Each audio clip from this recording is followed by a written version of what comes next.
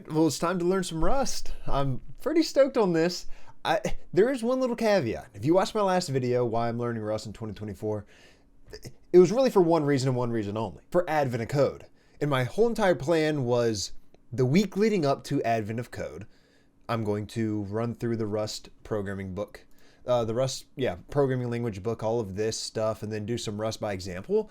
There's one small issue with that. It's already December 3rd.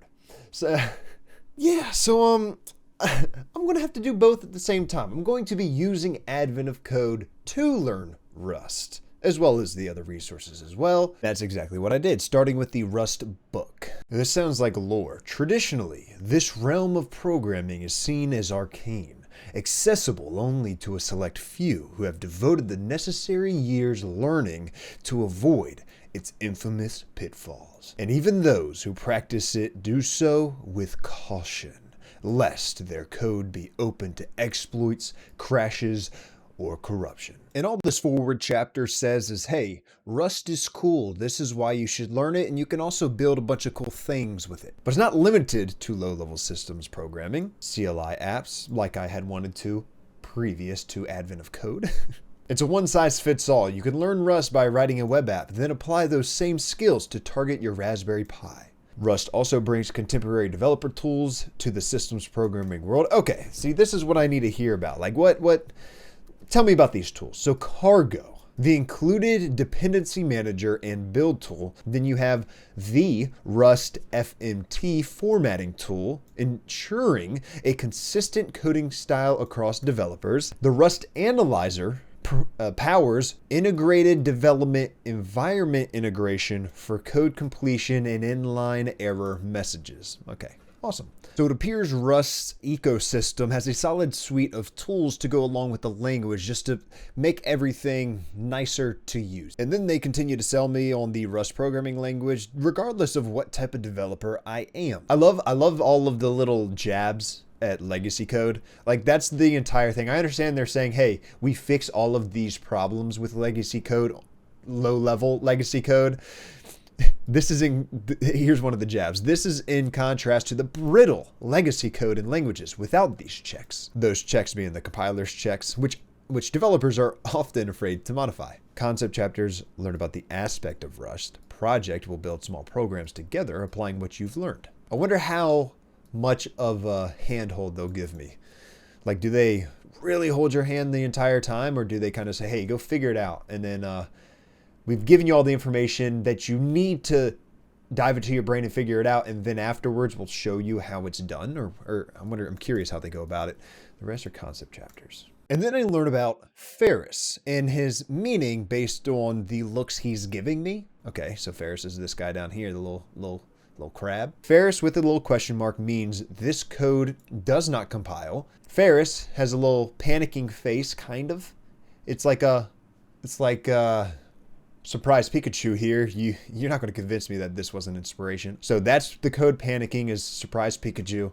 And then this code does not produce the desired behavior. In most situations, will lead you to the correct version of any code that doesn't compile. All right, cool. All right.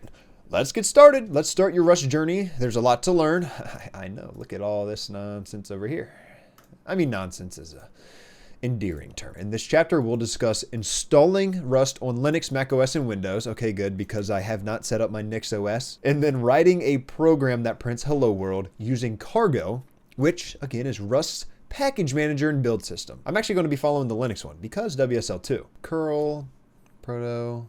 Here we are. Command line downloads a script and starts the installation of the Rust tool, which installs the latest stable version of Rust. Standard installation. Cargo, Clippy, Rust docs, Rust standard, Rust C, Rust format 1.83. I am going to restart it just in case. World of Warcraft. I'm going to run that again. Okay, so I think we're all good on that front. I don't think I needed to restart it like it suggested, but that's okay. I really want to know, what is Clippy Rust? The Clippy tool is a collection of lints to analyze your code so you can catch common mistakes and improve your Rust code. This is actually incorrect. This is the one and true Clippy. All right, let's just make that clear. And this is the one and true place you need to visit for all of your tech, Micro Center, which is the sponsor of this portion of today's video. And February is BYO month, build your own month at Micro Center. So if you're interested in building your first computer, updating a custom rig, or maybe investing in a new GPU and a bunch of RAM because you want to run DeepSeek R1 locally, February will be the best time to do it if you want to save some money. And I have half a mind to get a bunch more of these Miniforms PCs and build a cluster. I always wanted to do that and build a home lab or something, but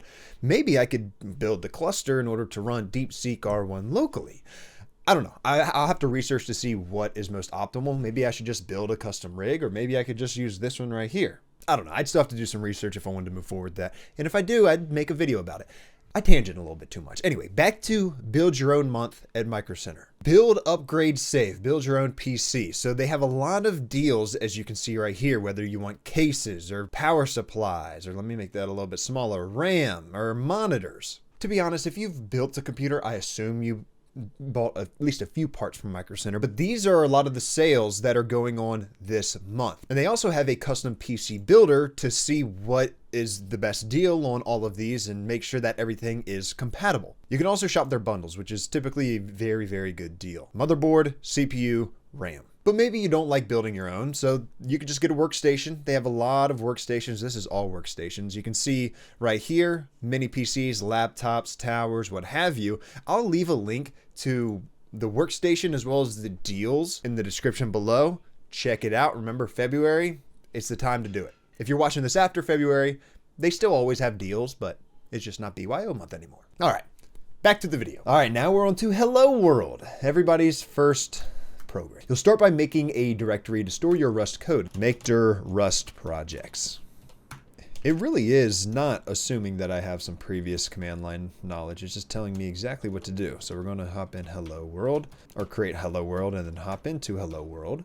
Next, I'm going to make a new source file and call it main.rs. So .rs is Rust's file extension. Maybe I have started my Vim journey. Vim, wait, no, I need to touch main.rs, vim main.rs. Okay, wait. Crap. Insert. Okay, fn main. Yeah, I look on my keyboard when I type sometimes. Don't judge me, please. Hello world, exclamation point. And then escape. QS. Does that save it? Does Q save it? It saves and exits, maybe? S? All right, so W is to save, and then X is to save and quit. So that's what I want to do, right? X. Okay. Look, I'm a pro already. So Rust, C. Oh no, that is to compile. This is to run Hello World. Wonderful. We did, in fact, see the output, so that is good. Congratulations. Thank you. You've officially written a Rust program that makes you a Rust programmer. Awesome. So guys, thanks for watching the video. I'm officially a Rust programmer. So I'll see you in the next one. Make sure you subscribe. Crap, I didn't mean to hit that. Okay, no, really. Anatomy of a Rust program. Let's review this Hello World program in detail. Yep, the first piece of the puzzle. We have a nice main function. I like my main functions as a Java dev. The function body is wrapped in the curly braces, curly brackets, curly braces. Rust requires curly brackets. Crap. Indent. Oh, whoa, whoa, easy now, Rust. You think you have the authority to tell us to use spaces and not tabs? Let's take it easy there for a second. Rust style. Rust style is to indent with 4 spaces. Well, okay. Second, println. Exclamation point calls a Rust macro. For now, you just need to know that using an exclamation point means that you're calling a macro instead of a normal function, and that macros don't always follow the same rules as functions. So that's the difference, is macro, compile time, function, runtime. And that's the core, and then you can do things based on that piece of, that little detail right there, right? Most lines of Rust code end with a semicolon. Good to know. All right, next we'll introduce you to the cargo tool, which will help you write real-world Rust programs. What are you talking about? Just build a real-world Rust program. Hello world. Come on, don't do me like that. Most Rustations, I have seen that term, use this tool to manage their Rust projects. Interesting. So in a program that we just wrote, so just with the main function, println macro, hello world, if we had built it with cargo, the only thing we'd be using of cargo is the part that handles building our code. Whereas like it says up here, cargo also downloads the libraries your code depends on and builds those libraries as well. Dependencies. Why are they calling them libraries here when they say they call them dependencies? Ooh, the rest of this book assumes that you're using cargo. Okay. Yep, we already have it all installed. We know this. Cargo version 1.83.0. Okay, so we're going to cd back and we're going to cargo new hello cargo. All right, so let's hop into hello cargo. Let's take a look. So we have cargo.toml in our source. What is in our source? Main.rs. What is in our main.rs? It made me write all of that code. All of this code manually when I could have just created a cargo project. Tisk tisk. Okay, escape. Wait, I'm already escaped. :Q. Professional. Oh, interesting. It also initialized a new Git repo along with a git ignore file. Interesting. I'll never use git init again. Open cargo toml in your text editor of choice. Okay, vim cargo. This is not my text editor of choice, not yet at least, but we're going to run with it. And we can see the toml file has the config information to compile our program, the name, the version, and the addition of Rust to use. And then we have the dependency section. Ooh, in Rust, packages of code are referred to as crates. That's a very good name, I ain't gonna lie. Crates, cargo, Rust. So you run cargo build, it creates directory target, directory debug, and executable hello cargo. If all goes well, hello. Oh, I'm supposed to be doing this. Yeah. Okay, hold on. So in hello cargo, what did it say? I do cargo build, all right? And that created this target. So what, come on now. Can I type properly? Target, debug, and what is inside here? Oh, a lot of stuff is inside here. Okay, I'm not gonna hop into all of those. I'm just going to run the target, debug, and I just knew there's multiple things in there because when I hit tab, hello cargo didn't show up, which means, hey, you have to specify exactly what to do. Hello world, good to go. Okay. We just built a project with cargo build and ran it with that, yes. Oh, we can. I was about to say, like, why do we have to drill into the directory every single time? So we just do cargo run, and we're good to go. So yeah, so cargo run is in fact compiling and running all in one command. Cargo also provides a command called cargo check. This command quickly checks your code to make sure it compiles but doesn't produce an executable. So if I go cargo check, okay, so it checks, finish. Why would you not want an executable? Well, because it's faster probably. Oh, faster. Cargo build. So yeah, we've gone over cargo new. That's to make the project. You can build a project using cargo build, and then you could also instead build and run the project in one step using cargo run. We can build a project without producing a binary to check for errors using cargo check. Building for release. Okay, when your project is finally ready to for release, is it ever really? No. Releasing's overrated. You just create a project, work on it for a week or two, get bored with it, and then start another project. Course. This is a great time to build a more substantial program to get used to the reading and writing Rust code. So in chapter 2, we'll build a guessing game program. I think what I'm going to do is I'm going to build this and then do advent of code. Or try. Here's the thing. I just wanted the basic understanding of how Rust operates, if you will, or how a developer will use Rust. And that's what we just did. I'll know for the most part what code I want to write, and then I'll just hop into the documentation to figure out how to do it in Rust. I understand knowing things in Rust will allow me to figure out the Rust type of solution, right? Because there's different implementations based on different things that are built into different languages, but learn as you go, figure it out. All right. Ooh, if you would rather start by learning how common programming concepts work in Rust, see chapter 3, then return to chapter 2. Yeah, I'm going to do that. Common programming concepts. This chapter covers concepts that appear in almost every programming language and how they work in Rust. All right, variables and mutability. Mutability. I have read a little bit about mutability in my readings of comparing Rust to Java. Very interesting, by the way. Like, what is it? They're automatically immutable, and then you have to use the mut or mut keyword in order to make them mutable, right? Hey, would you look at that? When a variable is immutable, once a value is bound to a name, you cannot change that value. To illustrate this, generate a new project called variables in your project's directory using cargo new variables. Okay, did I spell that right? Yes, I did. Going into variables, in your new variables directory, open source. Well, I could do it like this, right? I don't have to hop into the directory. I can just go boom, main. Yep. All right. And then replace its code with the following code, which won't compile just yet. I'm going to take a look at some errors. What do I do? I for insert, down, and over. All right. Is that fine? So I want to escape. Then I want to colon X. Yep. All right. So save and run the program using cargo run. Or should I use cargo build? Yeah. And then, oh yeah, I forgot we weren't going to make this work. So what do I get the same thing, cargo run, because it's doing the same operation, right? So yeah, I would get the same exact thing. It's telling me that I need to add mut to it. Well, that is a very good error. It's saying exactly what I need to do. Consider making this binding mutable, considering the fact that I want to change it. However, this is a recommendation in a way that could be detrimental to your code because you're just making everything mutable. But that's okay. In this context, I guess we want it. So let me go ahead and do that. Where vim. And now I'm going to cargo run.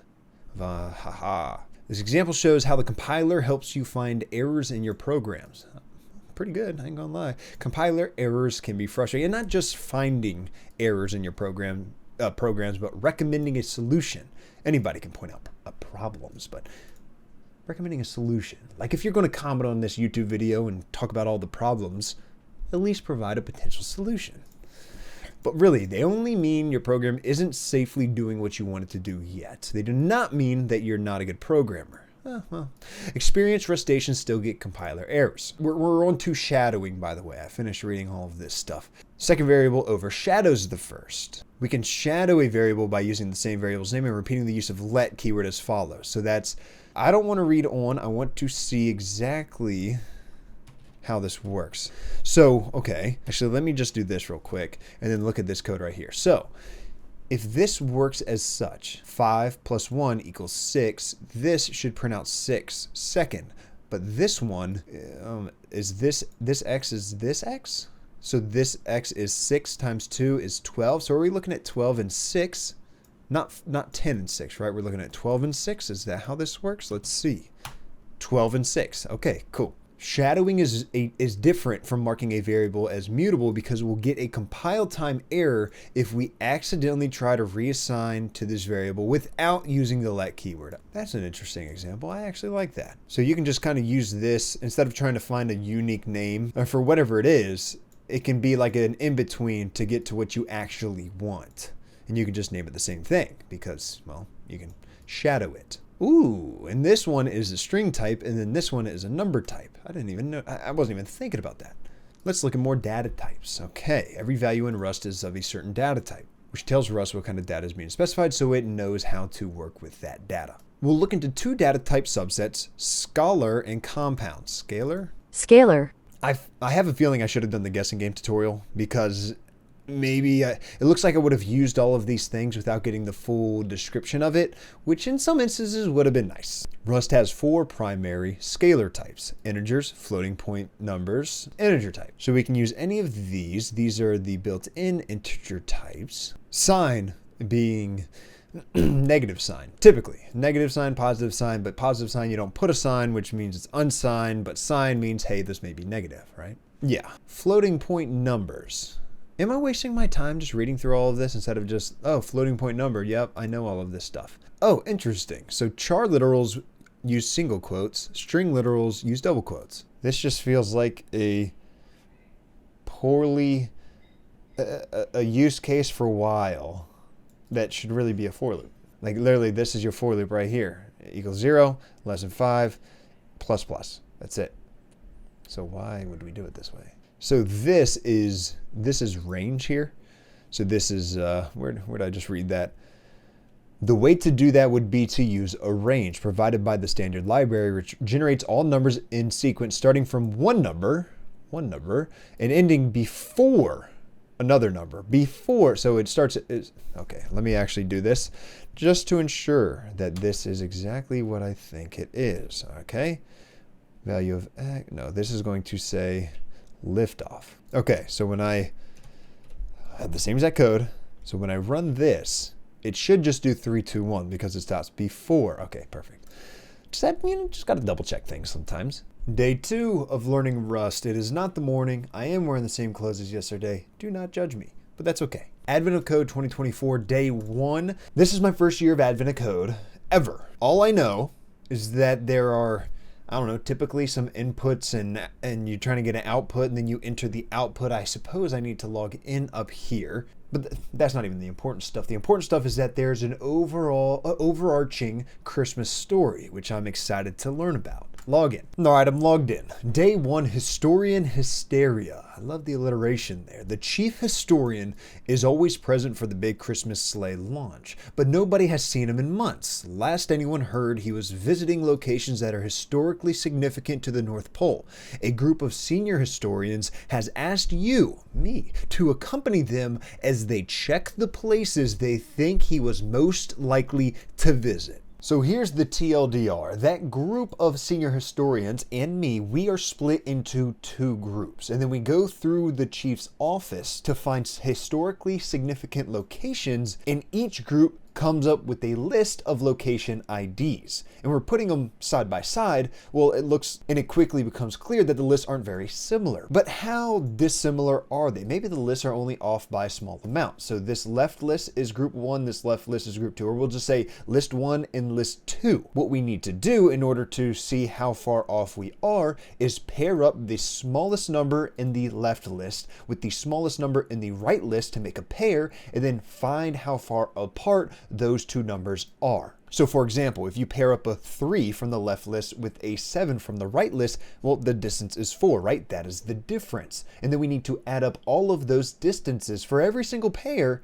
to find the total distance. However, I think I am smarter than I am. So this is how I interpreted this. Let me do this real quick, just to make sure my theory here, which I haven't shared yet, is accurate. So let's add all of these together on the left list. 16, 27. So in reality, if what our goal is to get the total distance between our lists, we don't actually have to pair up the smallest number in the left list with the smallest number in the right list. We really just have to add all of these together, and find the difference between the 2, because the math is going to be the same anyway. All right, so here we go, clear. Now what I want to do is create a directory that is AOC 2024 into the directory. Now I want to do cargo new day 1.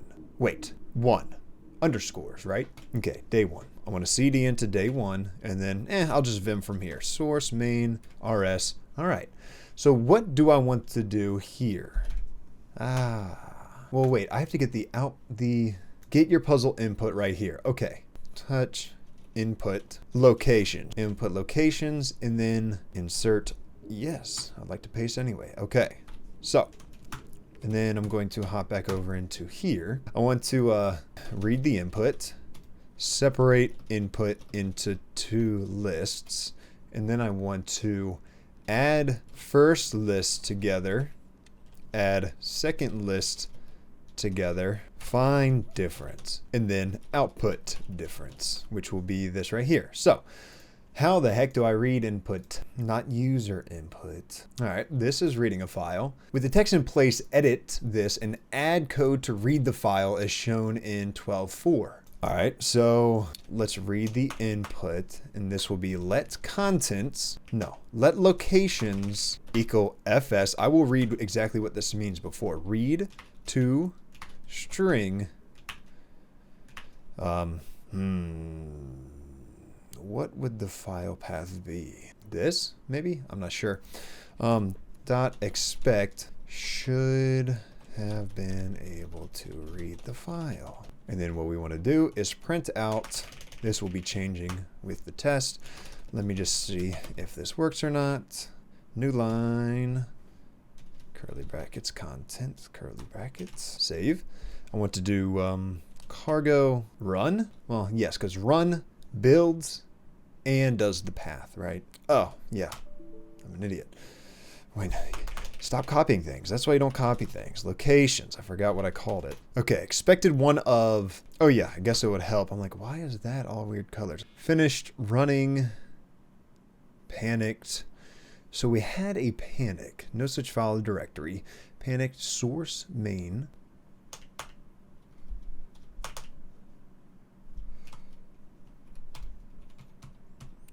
Aha!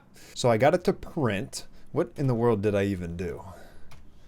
Yeah, I just had this. All right, so we have the input locations as a string.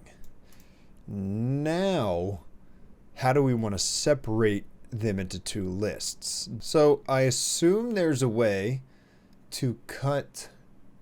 So each one's on a different line, right? That's what each one is on a different line. Cut them into lines, and then after I cut them into lines, and I guess I could store each line in an array, but then I'll have like this will be one element, this will be two element. So I'm trying to figure out, let me figure out the lines thing first, and then I think I typed in, what did I type in? String lines, line, command line, lines, right, the lines method Rust. Wait a second, what am I doing? I'm not in docs right now. I'm supposed to be in the documentation. Okay.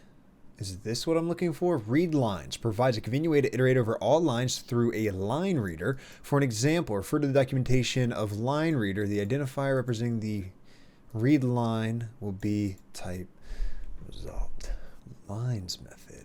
All right, after a lot of searching, I found this. Lines, text lines. Because we have, I mean, there's two numbers per line, but if we can split these into lines, then I can split each one into its own. So I was just trying to see how to split it first, which is line by line, then I can figure out how to do it next. So if I do text, so if I want to come down here, we're going to make this mutable according to the documentation equals text lines. Oh yeah, I guess it would be helpful if I typed locations. I keep doing that.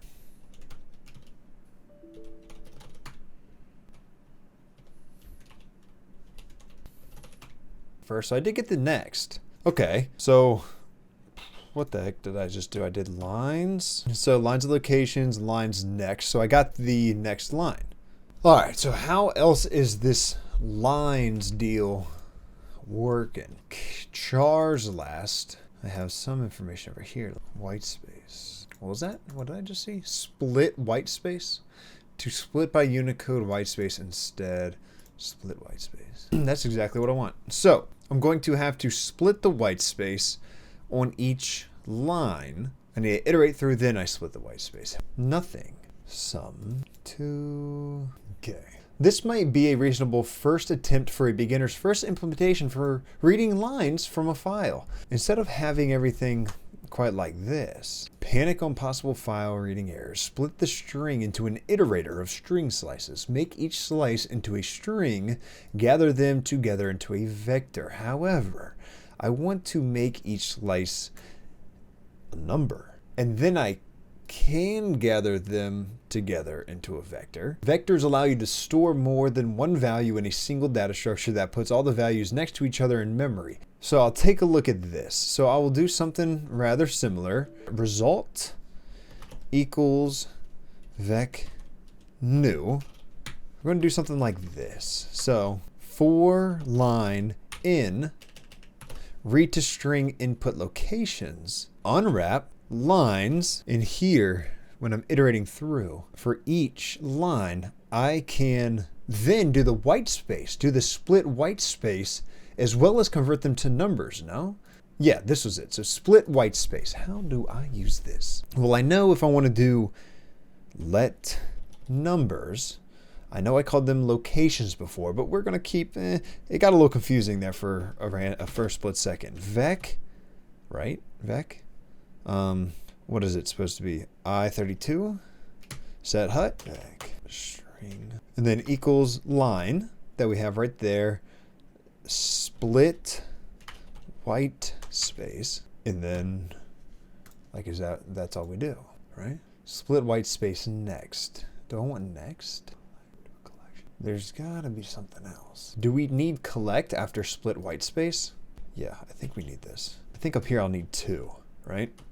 I'll need left, and then I'll need the same thing, but right equals vec. So we're iterating through.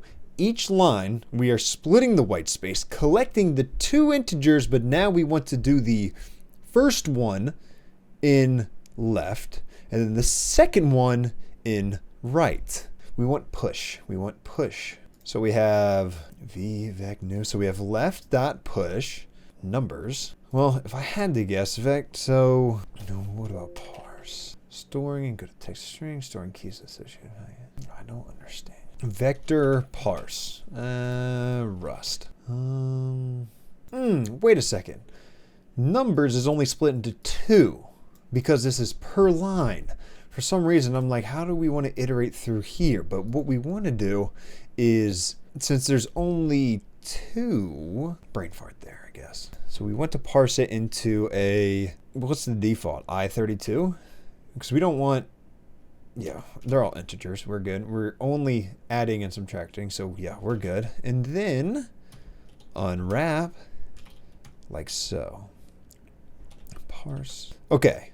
So we are looping through we're looping through this line by line. So each line, we are going to come through, split the white space, and we're going to store the left one in the 0 position in this vector called numbers, and then the right one, the one on the right of the white space, in the second. And then we're going to take that, we're going to push the 0, parsing it from a string into a number. Is there an iterate function? Iterator in Rust is responsible for creating all this. Is there an iterate function? The iterate method, that's what I meant, not function. If a data structure has the iter method, it is called iterable. So assuming it's the same idea for vectors, let left numbers, it should just be one number, right? Anyway, equal left dot iter here, dot add addition method Rust. No, I know the operator, but there's probably a built-in method, wouldn't you think? So it's not add, it is some. Okay. I knew there was something.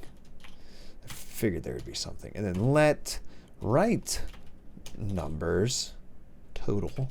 No, right dot iterate dot sum, and then what I am going to do is print, actually, here. How the heck do I print this again? Let's just do left numbers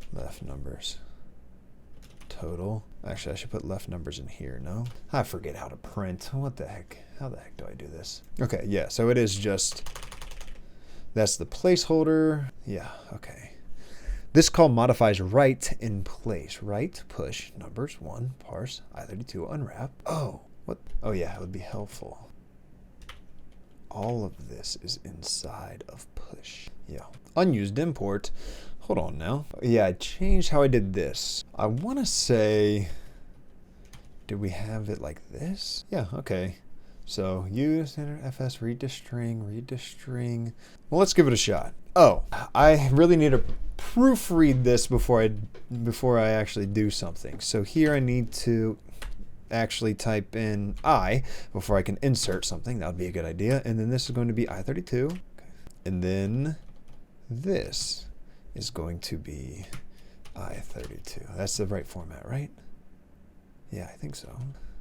Okay. Huh? This is literally the error I'm getting. Okay, that's convenient. So how do I fix it? Oh, it's saying if we don't add the U32. Oh, I put the, that's not a vector, you moron. Here we go. Okay, I think we're going to get this. You know what? I'm not even going to ask questions. This is how it says to get it done. Woo, left numbers total. Okay, I can only assume that it is correct, and it's saying I'm not using right numbers because I am in fact not using right numbers. Okay, all right, I'm going to properly format this real quick. Yeah, find and output the difference. Left numbers minus right numbers. So if we were to come up here and run it, and I know I didn't account for it to, hey, if it's negative, make it positive or whatever. However, let us see if this is correct. It may not be.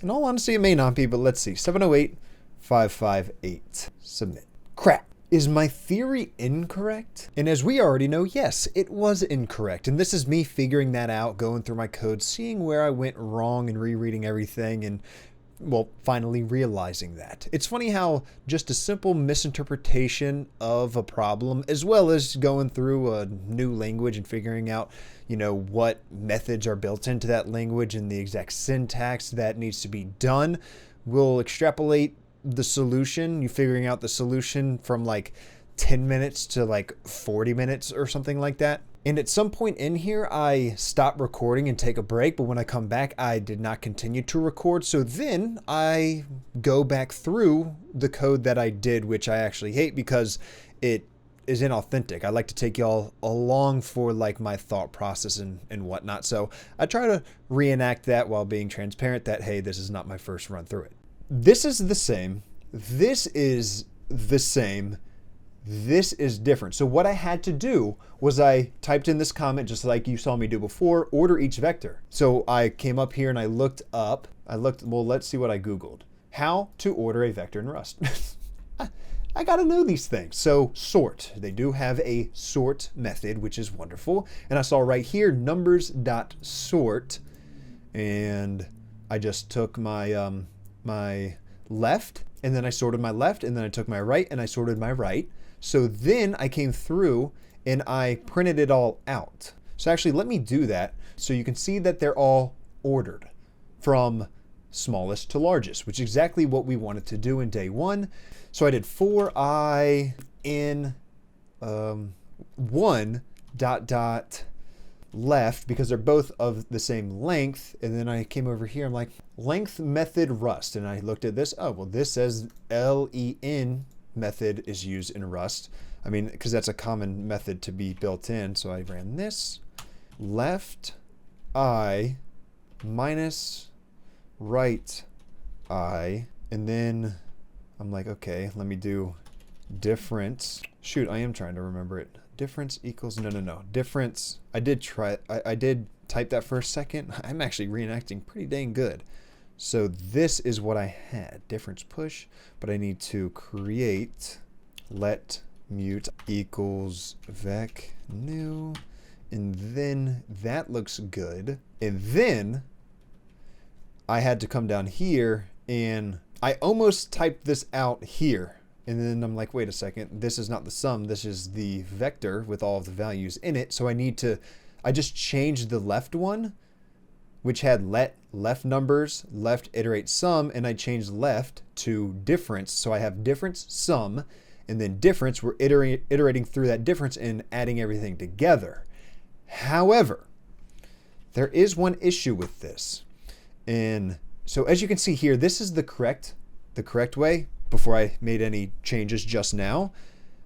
But this is what I had before. Wait, I don't think that's exactly what I had before. Oh yeah, that isn't exactly what I had before. Because I remember it was the same exact value. I came up here before I ran it and I'm like, oh yeah, we actually want to start at 0.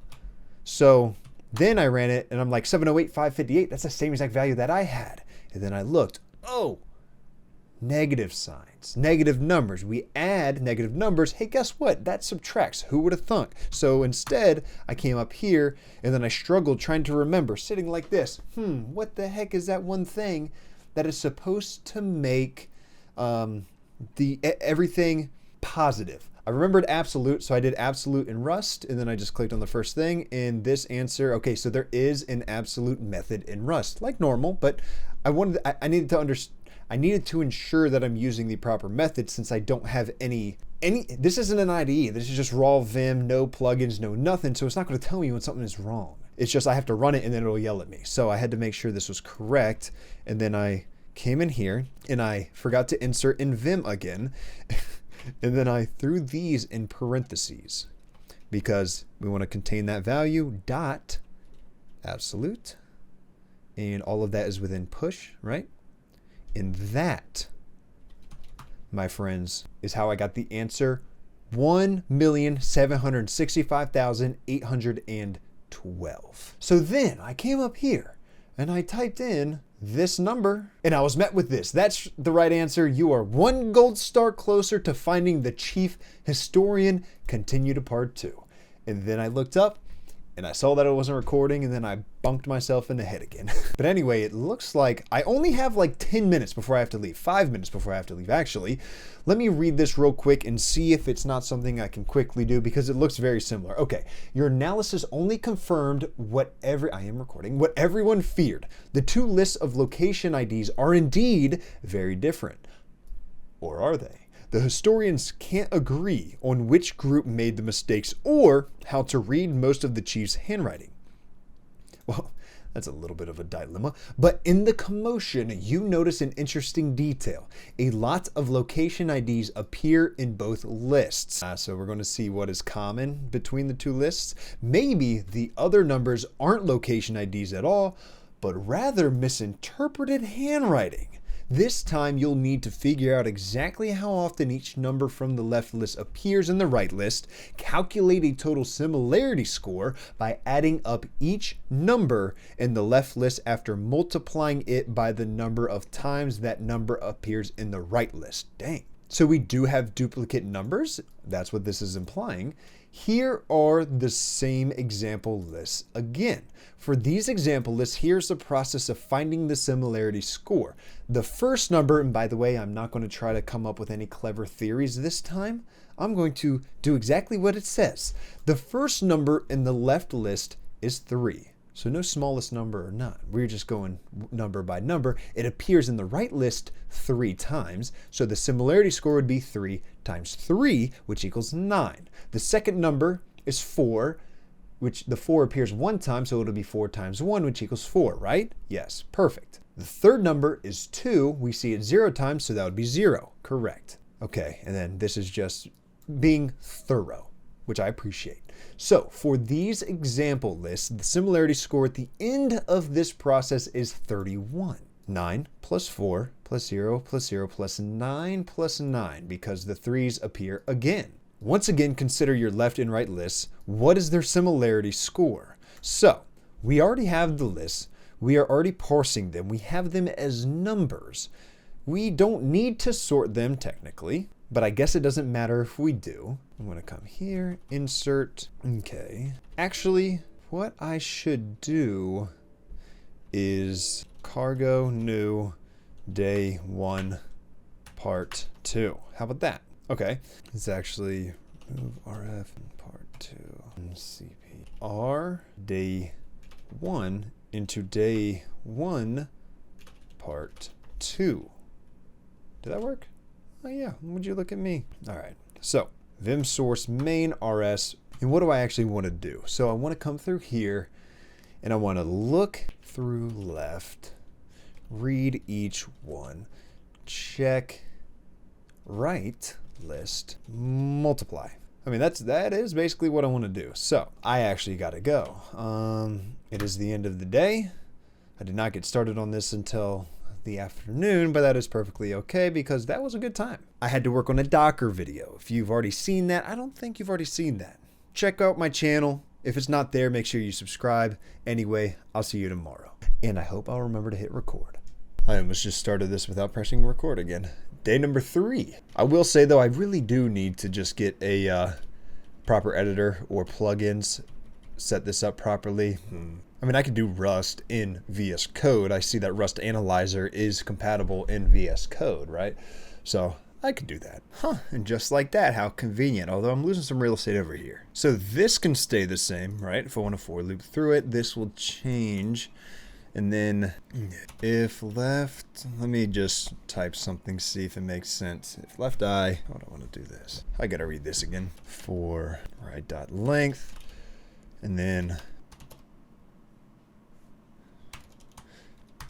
equals. So if left I equals right j, then we're going to want to add that to some sort of let mutable amount equal vec new amount plus plus. I actually want to do this outside of this if statement.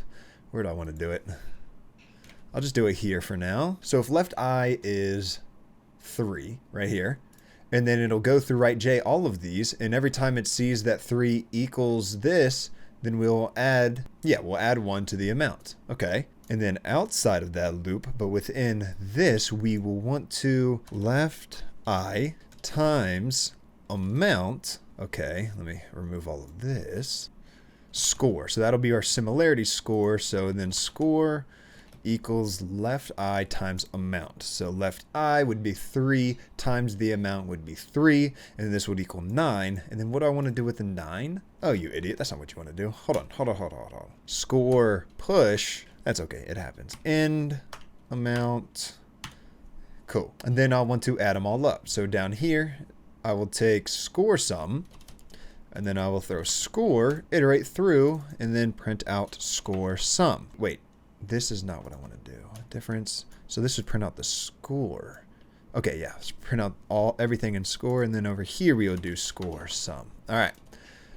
Whoops. Let me do score sum, and then over here will be score vec. All right. So let's see what happens here. Is that the size I had it at before? Because here you can't see anything. All right, maybe I do just keep this here. So what am I thinking? Cargo run? Oh, okay. I need to parse it, don't I? Okay. What did this say? Not a valid postfix operator. Amount plus equals 1. All right. Amount plus equals 1. Unnecessary parentheses around if condition. Rust doesn't have parentheses around this? So is that correct? Yeah, okay. That's what I did. Perfect. No. Wow, okay. This was dumb. I64 equals 0. I want it to be right here. So it resets for every iteration, and then plus 1. We should be good there. All right, so now let me try it, see what breaks. Oh, nothing broke. Okay, so a lot of zeros, a lot of non-matches. I do not know if this is correct, but something works. So score sum. All right, I'm going to try this.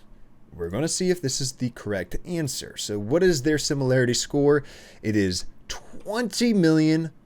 Does that sound right? 20 million. We multiply. How in the world? So all of these are 5 digits. So 50,000 on average. I don't know. That seems like a big number to me. 1596249. Yeah, 1.5 million divided by 50,000 on average. So they're saying that whatever this number is, there are roughly 30 to 33 of those in the other list. That's a lot of the same numbers. It's a lot of the same numbers in this list, but I guess, hey, there's one way to find out if this is correct or not, and that is trying it out. Wait, and typing it incorrectly. I should probably just copy, paste, okay. All right, I didn't take any Creative Commons on this, and I am recording, so that's a good note. Let's see if this is correct. It doesn't feel correct. But if it is, I ain't going to complain. Woohoo! Okay, I got that. I sounded like Mario just then with a mustache. That don't help. You are 1 gold star closer to finding the chief historian. You have completed day 1. Okay, I can close this up, and I can close these other resources that I accessed in order to learn how the heck you use Rust. Again, I'm learning. I want to do as much as I can as possible from what I know of other languages, but I still have to look things up, either in the documentation, in the book, in the Stack Overflow, other resources, forums like I did. Or I'll just type things in and then try to run it and then realize, oh wait, you don't use parentheses around your condition for an if statement. And then amount plus equals 1, which, okay. Why are there no increment and decrement operators in Rust? Which is what I just used. Not going to read all of that because why would I do that? In Rust, increment is seldom used because iterators and mixed imperative and functional programming style tends to result in no need for this operation. For instance, do you want to count the number of times something appears in a string?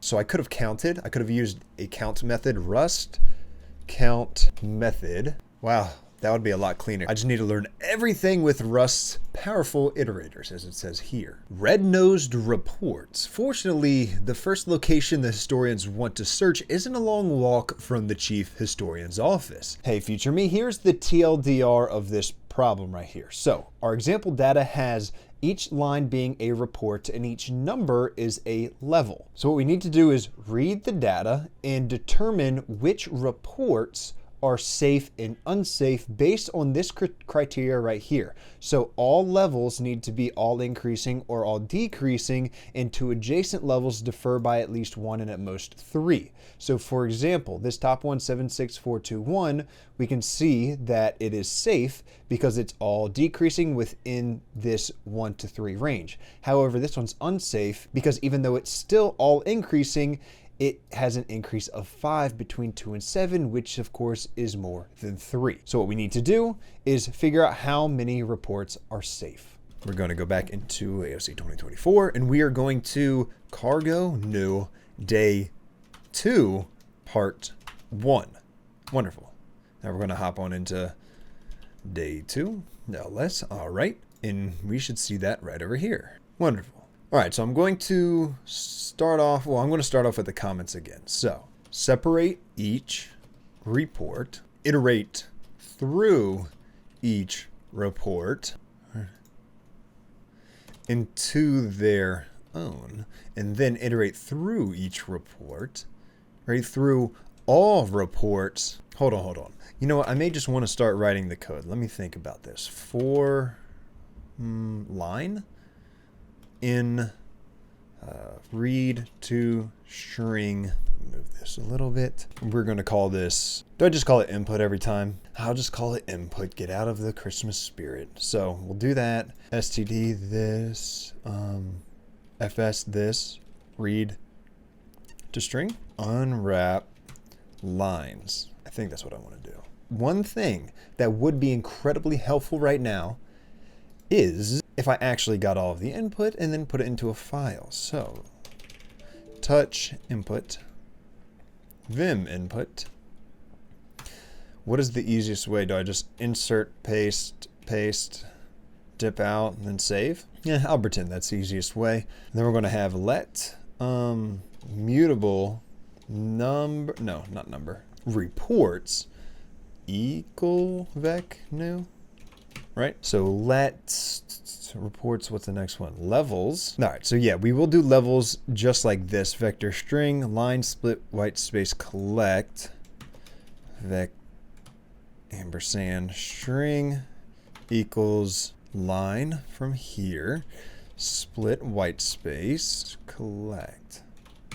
Okay, and then we'll take those levels and push them as vectors within each report. What the heck is this? I know it's a vector, but like vec exclamation point as opposed to vec new as opposed to vec this. This is a macro here. So every line is a report, right? And then what I could do is reports dot push levels. I want to push all of the levels. Parse I64. Wait, okay, yeah, gotta have these little fellers. What can I put here? Can I do like one of these things? There's no way that's correct, right? That's how I print it though, right? Oh, I have a print statement right here. Print reports space this, right? I think that's how I did it. And then reports. All right. Let me see what happens here. I know it'll break. I just already know. Cargo run, maybe write a path. Well, no, not a path separator. That's not what I want, right? Why would I want a path separator right there? What's it going to tell me now? Yeah, it was just guessing. Yeah, I should be able to do the iterator because it's so powerful, they say. What? How do I? All right, iterate through. You know what? I'm just going to throw it in a for loop because I don't know.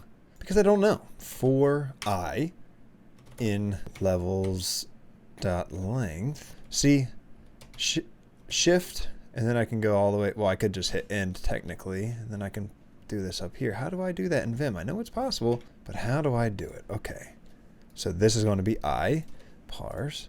All right, let me see what in the world it does now. Oh, got to do the range. Okay, so it is printing out reports. I need to have another one in between. That's what I need to do. Let's call this all reports. Yeah. Okay, here we are. Let's do this. Let mutable reports equal vec new. Is that what I want to do? Come on now. There we go. And then I think this will be reports. And then at the end, what we'll do is we will take all reports and we will push our reports 0 because there will be only one entry per line. 0. Yeah, let's just say I need to unwrap it. I don't actually know, but let's just pretend I do. All reports. And then this will be all reports. Let's try this. I guess unwrap would be for the parse. So let me try it now. Well, that's not correct. It's going column by column. Let me see something real quick. Reports. Reports. So I'm actually looking at the reports, not the all reports, but the reports. I want to see what this spits out. It'll iterate through, print out each step of the way. What? Okay, I know what's going on here. Well, that was in the wrong spot. Let me run this real quick. Okay, so we got this correct. Now that I'm pushing each report into all reports, now I can remove this print line right here. I can keep this, so when I run this, there we go. Okay, so if what we're looking for is safe and unsafe, Boolean. I can create a function that runs what I needed to run, then it spits out whether it is true or false.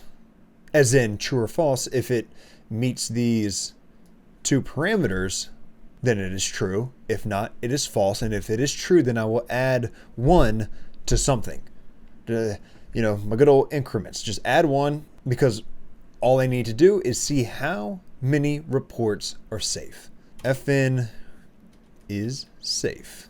Okay, what do I want to pass in here when I call it? I want to pass in a vector of I64, right? Report vec I64. And then we're going to take that report for I in 0.report.length.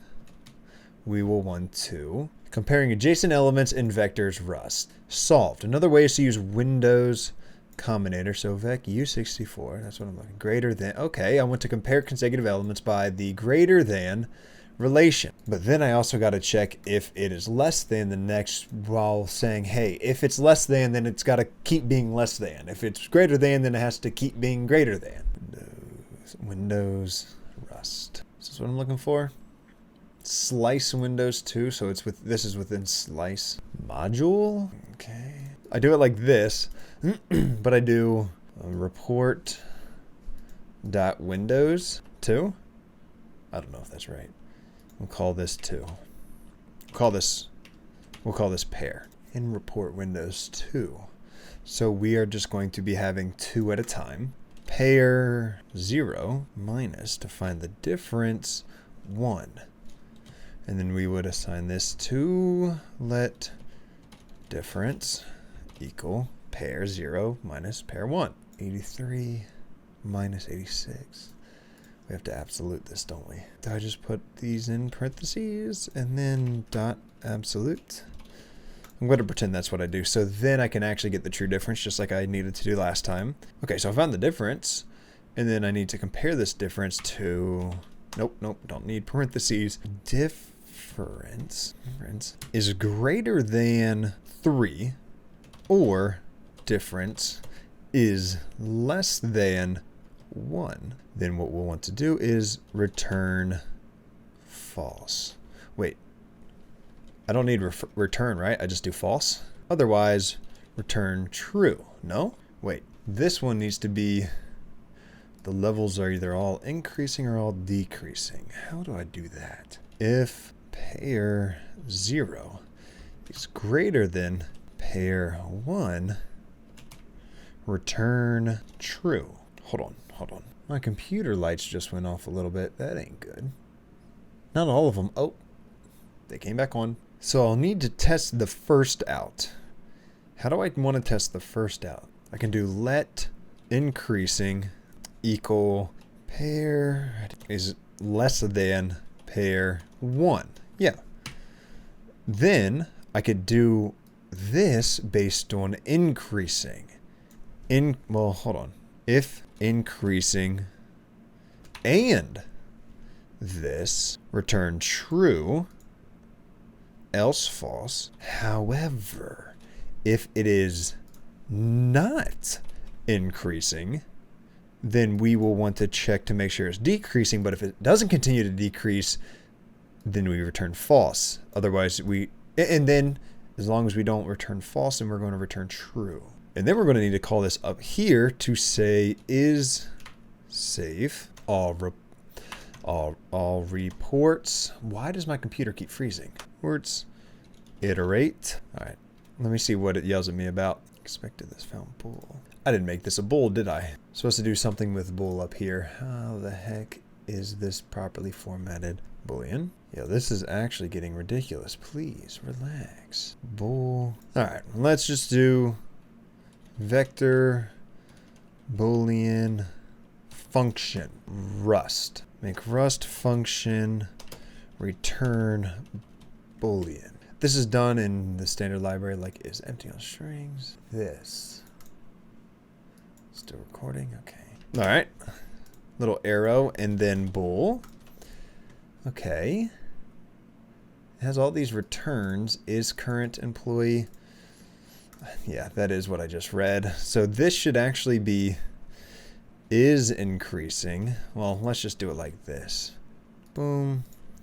Is increasing. I can barely see that, so I sure know y'all can. Is increasing. Allow me to remove that. Exit out of here. So we're calling it. There's zero chance that's how you iterate through it, but I'm just kind of leaving that there as a placeholder. This would be a new definition for every single pair, wouldn't it? Yes, it would. So allow me to move this outside of here. Should I also move this? No, I should be good. Over here. But that means I'll also have to do this again. So how the heck? Report. Well, no. What do I want to call this? First pair. First pair. First pair. And we'll do let mutable because every single first pair is going to change. First pair equal report dot windows 2. Do I have to do that unwrap thingy? I didn't do it there. Let me just run this, see what it yells at me for. For loops evaluate the unit type of this. Consider returning a value here. Oh, put true on the outside. I didn't realize that expected bool because of return type. Okay. You might have meant return this value. Fired, hired, salary. Okay, so I do need to add return to all of these. So let's do that. Holy smokes, this computer. I need to restart or something. This will be, throw this down here. All right. This is horribly formatted, but it is what it is. So first pair, we have the first pair is increasing. First pair, da da da da. So then we'll use if is increasing. So if it is, let me look back at that Windows deal. Iterate. Okay. So Windows, it stores it in here.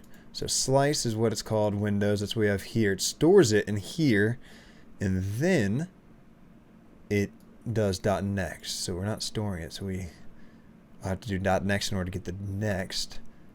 Let me see. Haven't I already looked this up? I forget what it means. I have a feeling I have to unwrap this just based on what I did before. So I have to, what did I just say I had to do? Next dot unwrap. This feels right because next was in the documentation. Unwrap, I always have to do that. Maybe not, but we'll see. We'll see what it yells at me for. Now it's going to yell at me for that. Oh, we don't need an else statement though. This made me start looking at that. It's not accessible. What we actually want is this to be greater than, this to be less than, or equal to. Yeah, or equal to. And then we can just return false. Otherwise, we return true. So if any of these things, we return false. As long as all of those are good, we return true. Wow, that is way cleaner. Okay, this delimiter might not be properly closed. What? Good there. Yeah. All right, there we go. Almost forgot these. Yeah, so I knew this was going to be wrong. I'm just curious. Yeah, so what do I want to do here? What do I want to do here? Is safe. I want to add a count. If is safe. If is safe. We're passing in a report though. report. I guess if is safe, safe count plus equals 1. However, instead of looping through all reports, because that's what I would do. That's why I put this. I would do for report in all reports and then do this. Could I just move this up here? I don't really need this. And then all I have to do is print safe count. No? I don't need that. Safe count. I need a let mute safe count equal I64. No, not equal, but this I64 equals 0. No? Safe count if safe report reports. Whoops. Reports is correct. And then that kind of feels good. Let's see. Well, not good enough. Oh, wait, what? If is safe. Did I accidentally just do that? Oh, I didn't save it. Come on now. Oh, or is my computer freezing? I can't tell. Oh, reports 534. It is saying are safe. Okay, well, let's see. What was that number again? 534. Copy paste. I'm not going to make any mishaps here. How many reports are safe? 534, because every time it's true, we added 1. Submit. That's the right answer. You are 1 gold star closer to finding the chief historian. Continue to part 2. Yes, please. 100%. Why is it all within 100? Every single frequency is at 100% load. Let me pull up Dave's Garage little application here. 100% CPU. What the hell is this? Okay, well, I found the issue. I just don't know why it's doing that. I'm going to try to restart my entire PC. So I'll be back. Okie dokie. Got some work done that actually pays some bills. And now back to part dos. So let's read through this. The engineers are surprised by the low number of safe reports until they realize they forgot to tell you about the problem dampener. Of course they did. TLDR again, we are able to tolerate a single bad level. So what that means is right here, if we removed the 3, it would be 1, 2, 4, 5, which hits all of our previous criteria, which actually makes this one safe. Same goes for this one. So now we actually have 4 reports that are safe, and we have to figure out how many reports are now safe. Cargo new day 2, part 2. Part 2, source, MinRS. All right, so we have our part 1 code right here. What we want to do is update your analysis by handling situations where the problem dampener can remove a single level from unsafe reports. Okay, so what I can do is down in safe. Let me clean this up for a second. I am going to take you or add it in here. Okay, so what we need to do is, one, we'll need to add something to say whether or not we've already removed a level. We'll need to figure out how to remove a level. I assume there's some sort of remove. There's a method called remove, and it takes an index usize, but there isn't. I'll cross that bridge when I get there. So we're in is safe. But if it's not safe, if is safe reports else, we could make it, well, we'd have to, if I did it here, we'd have to run back through each one that is unsafe, the else, if not naturally safe, for I in reports dot, hold on, 0 dot reports length. Well, we don't want to go through the entire, we want to go through the entire reports length that is unsafe, but we want to not iterate through the entire, all of the reports, else for I. So we go through the length, but we want to like copy it, copy method, copying bits, clone on the element explicitly, but I won't do it for you. Clone method rust, clone method, moved pair, cloned pair. I'm not doing that. So, okay, let cloned reports, unsafe reports equals reports dot clone. So only the reports that are unsafe are coming in here, but we want to throw it into here. So then dot remove I, is that what I want? And then we do this again. If is safe, unsafe reports, then what is it? Safe count plus equals 1, no? And then we'll want to break out of this because we don't need to keep trying. So that's what we had before, and then we're going through reports, unsafe reports. We're cloning the reports that are unsafe into unsafe reports, and then we are removing we're removing I if is safe, unsafe reports. Is this what I want? Because there should only be one removal per report. Yeah, so it just goes through each individual report and removes. It's probably not, I don't know, probably not the best way to go about it, but it's not a crazy list. So what we'll do is what this does is remove one element at a time, and if it works, cool, we're good. It's safe, safe count plus 1, and then we'll break out of that report and on to the next report because we don't need to continue to test it. Yeah, let's see if this works. All right, so cargo run. I don't know if I saved that now that I think about it. Let mutable unsafe reports cargo run. Consider cloning the value if the performance cost is acceptable. It's borrowed here after move. If is safe, unsafe reports. Okay, so add clone here. Save. What do we have? Oh, I have no input. Yeah, that would help. Yeah, that would help a little bit. 577. That doesn't sound that much better. The other one's 534, maybe? 577. Well, there's one way to find out if this is correct. So 577 is submit. Oh, it is the right answer. You are 1 gold star closer to finding the chief historian. You have completed day 2. You can share. No, I only shared day 1. Return to your advent calendar. Ooh, it's getting pretty.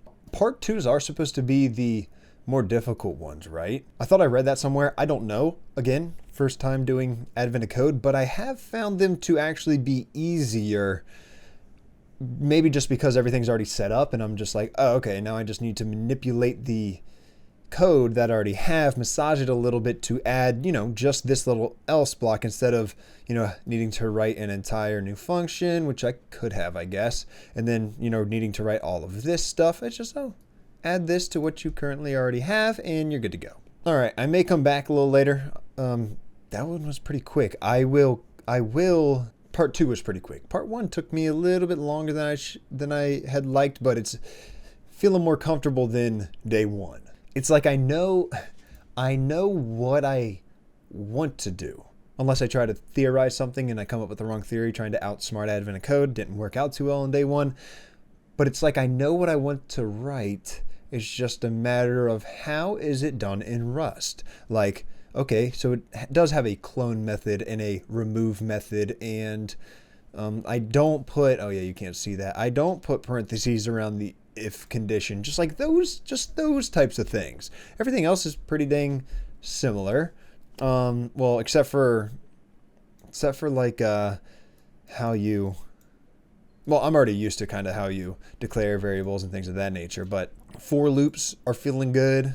At least in the context I've been using them, like right there, in order to get new lines for all of the inputs. And then right here, we have the I in this range, and we're just getting the length of the levels. It's feeling good. Like if we wanted to do this in Java, good old Java, what I'd have to do instead of this is something like, traditional for loop, int I equals 0, I is less than, what is this? Port dot size, and then I plus plus. And throw this over here. I'd have to do like int current equals report dot get I, and then int next equals report dot get I plus, we'll keep it like that, I plus 1. Unless y'all know of a different way to get something like that, because this is how I would do it in Java.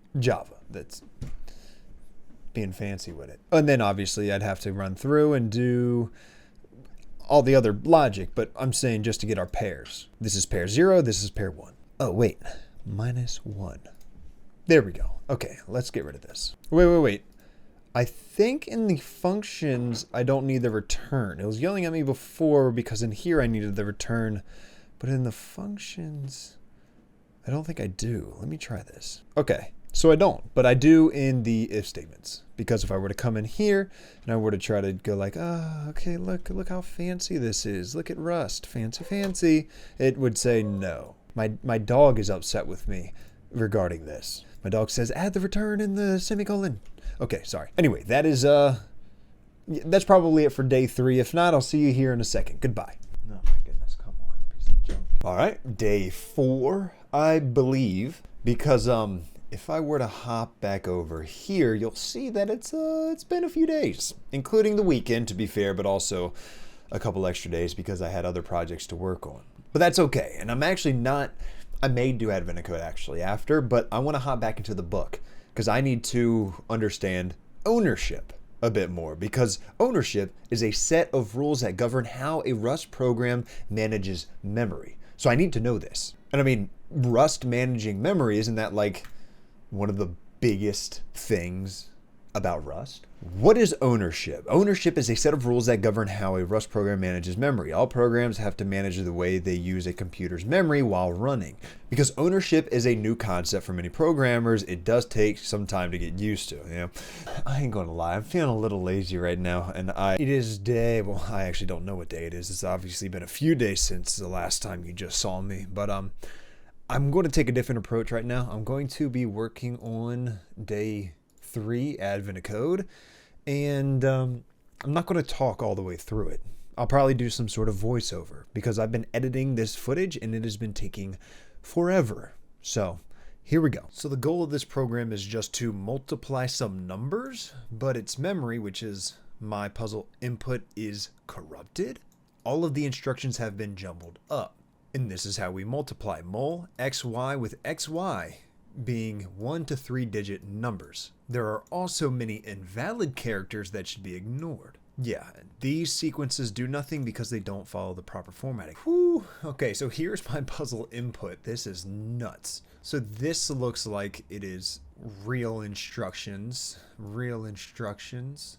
So what I need to do is scan the corrupted memory for uncorrupted multiply instructions. What do you get if you add up all of the results of the multiplications? All right, so this is what I'm thinking. Read input, that's probably a good idea. I'm going to scan for uncorrupted mul instructions. Then as I scan it, what I need to do is pull out the instructions, the real ones. I need to execute them, so execute the multiplication, and then I will store the product. I think that's the way to do it. Since we're already pulling them out, as we have one by one, we can just go ahead and execute them, get that information, that final number, the product, and then we can store those numbers, and then we do the dot sum because we need to add them all together, right? What do you get if you add up all of the results of the multiplications? Yep.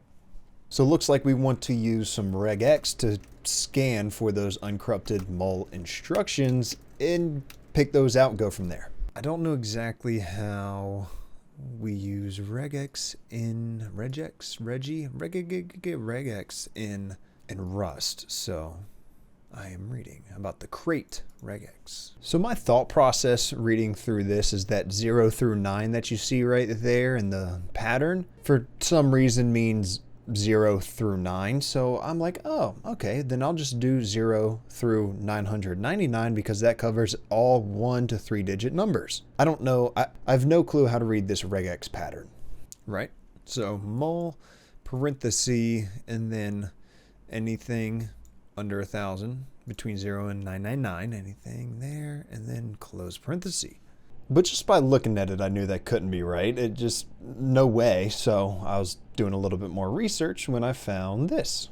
So mine is going to be very similar to this. So this regular expression, forget the format. So this one is looking for 4 digits, 2 digits for year, month, day. So what I need is,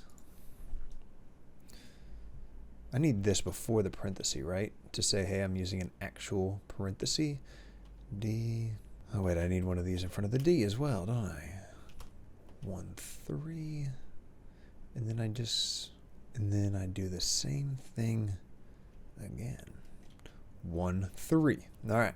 Oh, need another one of those right there. So mul, parentheses saying, or backslash saying this is a real parenthesis, backslash digits 1 through 3, comma, digits 1 through 3, backslash parenthesis. Looks good to me. Yeah, and I'm actually just going to do this. So I'm not going to throw it in the loop right now. I'm going to just do something like that. So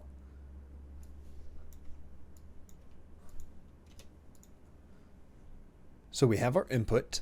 We have our regular expression.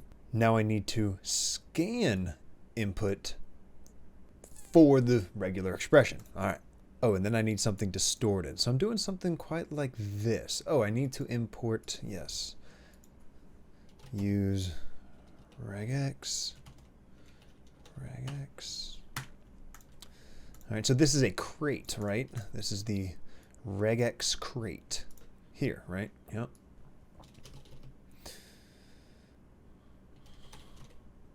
Yeah, what the heck is the difference between these two things? I just don't know.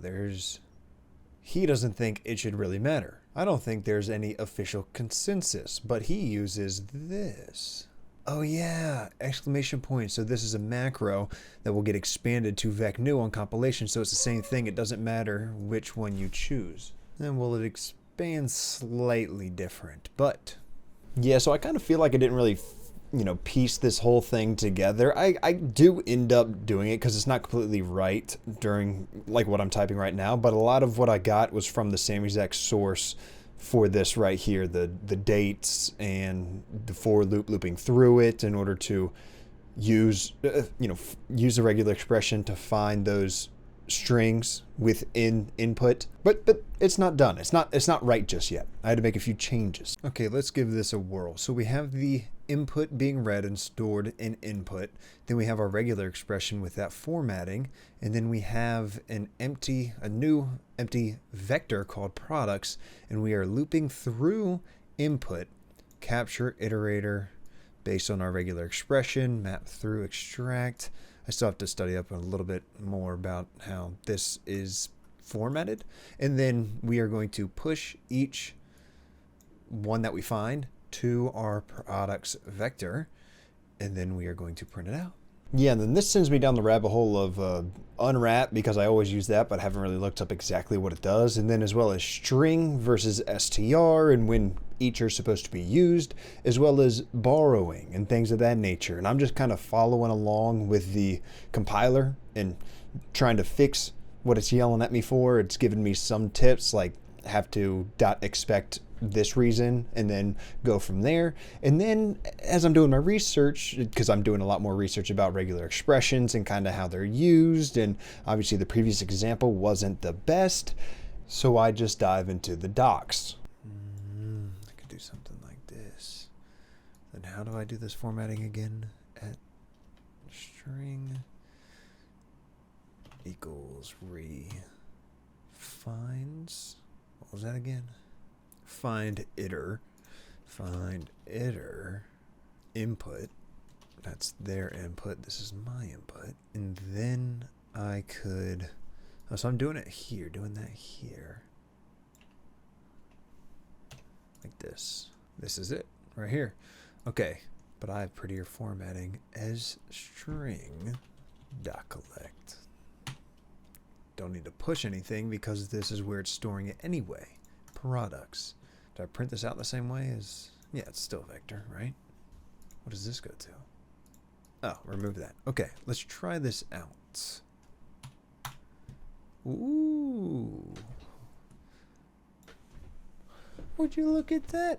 It's almost like sometimes documentation helps. So pull them out. Now what I need to do is execute them.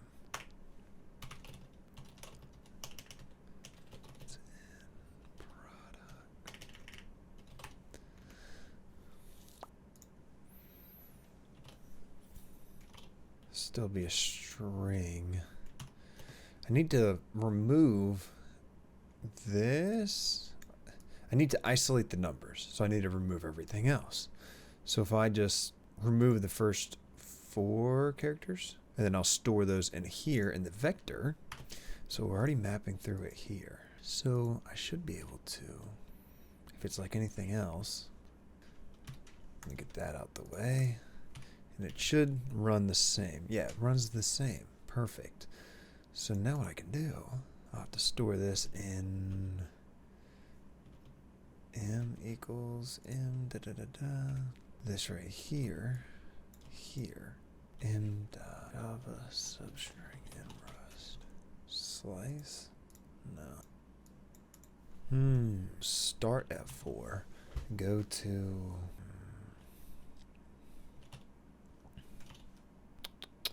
-1 because we don't want that final parenthesis right there. So it'll go from 4, which is there, to just 1 before that. Does Rust have a split? Rust does have a split. Split gap. Yeah, this should work. Dot split. So I gotta finish it with something like a collect. And now what I have to do is parse it, kind of like I did right here. So let num1 32 set hut equal nums. Is this how the formatting is? I forget. See, this has that. Oh, do I parse it like this? Oh yeah, no, this is exactly what I want. Huh. 0 dot parse dot. Now this one will be num1 1. Good. Now num1 and oh, will it return it if I do the thing without the colon? Semicolon rather? Let's see. So now that's what's being stored in products. Huh. Wait. This isn't supposed to be inside here. Let me make this one change first. This needs to be here. Right? Alright, now let's see. Oh, I don't want to get confused. Let me do it like this. String, but we're parsing it here. So this I'm saying is a vector of strings, which it was a second ago, but we're just making a vector of strings in here temporarily before we parse, and then we multiply, and then what is being spit out, or collected I should say, is I32. I think. We'll see. Ooh, nice. I don't know if I have all of them, but I do know how to do this next part to test if I have all of them, and that is dot sum right here.